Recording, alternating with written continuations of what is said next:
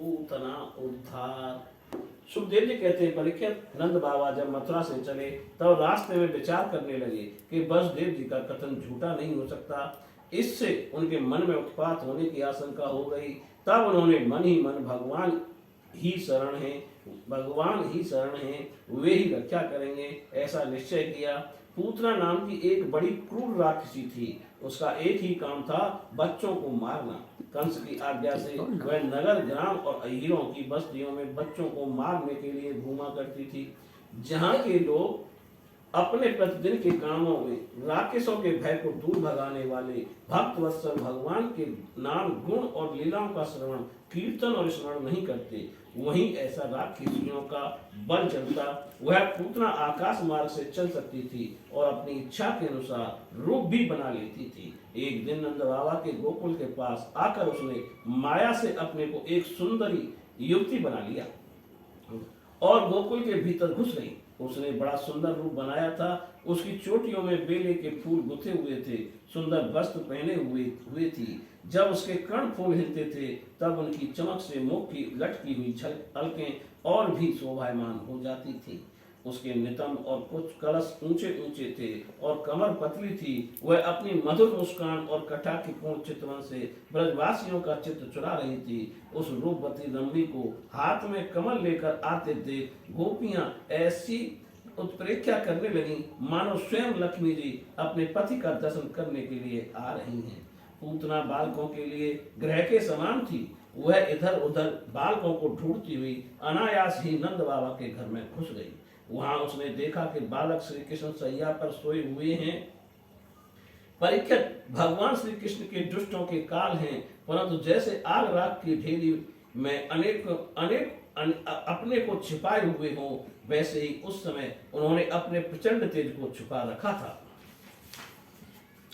भगवान श्री कृष्ण चर अचर सभी प्राणियों के आत्मा हैं, इसलिए उन्होंने उसी क्षण जान लिया कि यह बच्चों को डालने वाला पूतना ग्रह है और अपने नेत्र बंद कर लिए। जैसे कोई पुरुष भ्रमवश सोए हुए सांप को रस्सी समझकर उठा ले, वैसे ही अपने काल रूप भगवान श्री कृष्ण को पूतना ने अपनी गोद में उठा लिया।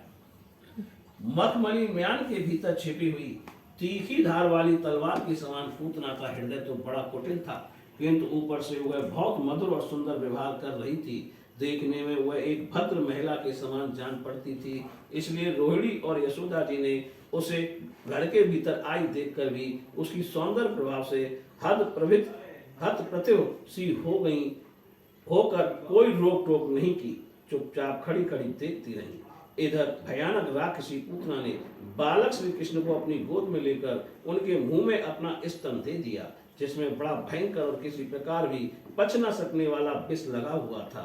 भगवान ने क्रोध को अपनी साक्षी बनाया और दोनों हाथों से उसके स्तनों को जोर से दबाकर साथ उसका वे लगे, साथ ही लगा।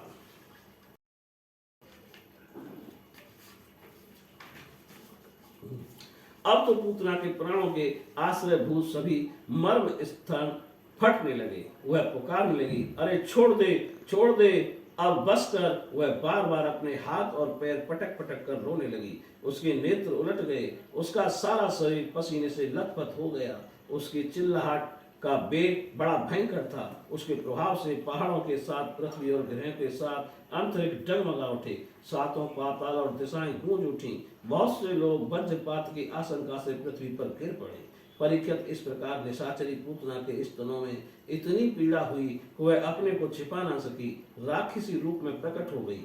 उसके शरीर से प्राण निकल गए, मुंह फट गया, बाल बिखर गए और हाथ पांव फैल गए। जैसे इंद्र के वज्र से घायल होकर वृत्रासुर गिर पड़ा था, वैसे ही वह भार कोष्ठ में आकर गिर पड़ी। राजेंद्र, पूतना के शरीर में गिरते गिरते भी 6 कोस के भीतर के वृक्षों को कुचल डाला। 6 कोस के वृक्ष पे गिरी, वो कुचल रहे। पता कितनी बड़ी हुई, 6 कोस। यह बड़े ही अद्भुत घटना हुई। पूतना का शरीर बड़ा भयानक था। उसका मुंह हल्के समान तीखी और भयंकर दाढ़ों से युक्त था। उसके नथुने पहाड़ की गुफा के समान गहरे थे और नथुने पहाड़ की गुफा के समान, और स्तन पहाड़ से गिरी हुई चट्टानों की तरह बड़े बड़े थे।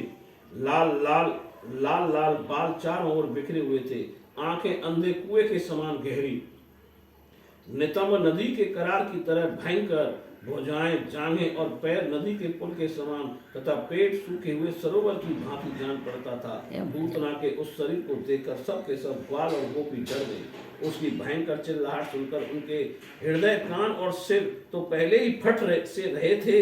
जब गोपियों ने देखा कि बालक श्री कृष्ण उसकी छाती पर निर्भय होकर खेल रहे हैं, तब वे बड़ी घबराहट और उतावली के साथ झटपट वहां पहुंच गईं तथा श्री कृष्ण को उठा लिया। इसके बाद यशोदा और रोहिणी के साथ गोपियों ने गाय की पूंछ घुमाने आदि उपायों से बालक श्री कृष्ण के अंगों को सब प्रकार से रक्षा की। उन्होंने पहले बालक श्री कृष्ण को गौमूत्र से स्नान कराया, फिर सब अंगों में गौरज लगाई और फिर 12 अंगों में गोबर लगाकर भगवान के केशव आदि नामों से रक्षा की। इसके बाद गोपियों ने आचमन करके अज आदि 11 बीज मंत्रों से अपने शरीरों में अलग अलग अंग न्यास एवं करण न्यास किया और फिर बालक के अंगों में बीजन न्यास किया। वे कहने लगी, अजन्मा भगवान तेरे पैरों की रक्षा करे, मणिमान घुटनों की, यज्ञ पुरुष जांघों की, अच्युत कमर की, है ग्रीव पेट की, केशव हृदय की, ईश बख स्थल की, सूर्य कंठ की, विष्णु बाहों की, उरुक्रम मुख की और ईश्वर सिर की रक्षा करे। चक्रधर भगवान रक्षा के लिए तेरे आगे रहें, गदाधारी श्री हरि पीछे, क्रम से धनुष और खड्ग धारण करने वाले भगवान मधुसूदन और अजन दोनों बगल में शंखधारी, अरुण गाय चारों कोनों में, उपेंद्र ऊपर, हरदर पृथ्वी पर और भगवान परम पुरुष तेरे सब ओर रक्षा के लिए रहें। ऋषिकेश भगवान इंद्रियों की और नारायण प्राणों की रक्षा करें। श्वेत दीप के अधिपति चित्त की और योगेश्वर मन की रक्षा करें। कृष्ण गर्भ तेरी बुद्धि की और परमात्मा भगवान तेरे अहंकार की रक्षा करें। खेलते समय गोविंद रक्षा करें, सोते समय माधव रक्षा करें, चलते समय भगवान बैकुंठ और बैठते समय भगवान श्रीपति तेरी रक्षा करें। भोजन के समय समस्त ग्रहों को भयभीत करने वाले यज्ञ भोक्ता भगवान तेरी रक्षा करें। डाकिनी, राक्षसी और कुष्मांडा आदि बाल ग्रह, भूत प्रेत पिशाच, यज्ञ राक्षस और विनायक, कोटरा, रेवती, ज्येष्ठा, पूतना, मातृका, आर शरीर, प्राण तथा इंद्रियों को नाश करने वाले उन्माद, पागलपन एवं अस्पत मृगी आदि स्वप्न में देखे हुए महान उत्पाद, बुध ग्रह, बाल ग्रह आदि ये सभी अनिष्ट भगवान विष्णु का नामोच्चारण करने से भयभीत होकर नष्ट हो जाएं।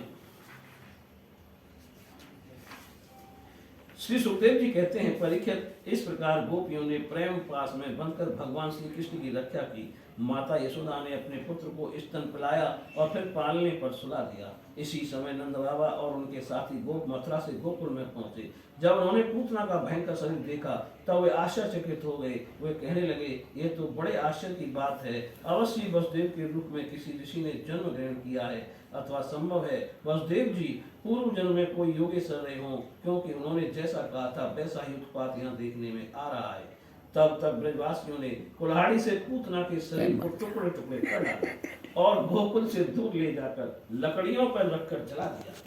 जब उसका शरीर जलने लगा तब उसमें ऐसा धुआं निकला जिसमें से अगर किसी सुगंध आ रही थी। क्यों ना हो, भगवान ने जो उसका दूध पी लिया था, जिससे उसके सारे पाप तत्काल ही नष्ट हो गए थे। पूतना एक राक्षसी थी। लोगों के बच्चों को मार डालना और उनका खून पी जाना, यही उसका काम था। भगवान को भी उसने मार डालने की इच्छा से ही स्तन पिलाया था, फिर भी उसे वह परम गति मिली जो सत्पुरुषों को मिलती है। ऐसी स्थिति में जो परब्रह्म परमात्मा भगवान श्री कृष्ण को श्रद्धा और भक्ति से माता के समान अनुराग पूर्वक अपनी प्रिय से प्रिय वस्तु और उनको प्रिय लगने वाली वस्तु समर्पित करते हैं, उनके संबंध में तो कहना ही क्या है। भगवान के चरण कमल सबके वंदनीय ब्रह्मा शंकर आदि देवताओं के द्वारा भी वंदित हैं। वे भक्तों के हृदय की पूंजी हैं। उन्हीं चरणों से भगवान ने पूतना का शरीर दबाकर उसका स्तनपान किया था। माना कि वह राक्षसी थी, परंतु उसे उत्तम से उत्तम गति जो माता को मिलनी चाहिए प्राप्त हुई। फिर जिनके स्तन का दूध भगवान बड़े प्रेम से पिया, उन गौ और माताओं की तो बात ही क्या है। परीक्षित, देव की नंदन भगवान केवल आदि प्रकार की मुक्ति और सब कुछ देने वाले हैं। उन्होंने ब्रज की गोपियों और गौओं का वह दूध जो भगवान के प्रति पुत्र भाव होने से वात्सल स्नेह की अधिकता के कारण स्वयं ही झड़ता रहता था, भरपेट पान किया। राजन, वे गौएं और गोपियां जो नित्य निरंतर भगवान श्री कृष्ण को अपने पुत्र के ही रूप में देखती थीं, फिर जन्म मृत्यु रूप संसार के चक्र में कभी नहीं पड़ सकती, क्योंकि यह संसार तो अज्ञान के कारण ही है। नंद बाबा के साथ आने वाले ब्रजवासियों की नाक में जब चिता के धुएं की सुगंध पहुंची, तब ये क्या है, कहां से ऐसी सुगंध आ रही है, इस प्रकार कहते हुए वे ब्रज में पहुंचे। वहां गोपों ने उन्हें पूतना के आने से लेकर मरने तक का सारा वृत्तांत कह सुनाया। वे लोग पूतना की मृत्यु और श्री कृष्ण के कुशल पूर्वक बस जाने की बात सुनकर बड़े ही आश्चर्यचकित हुए।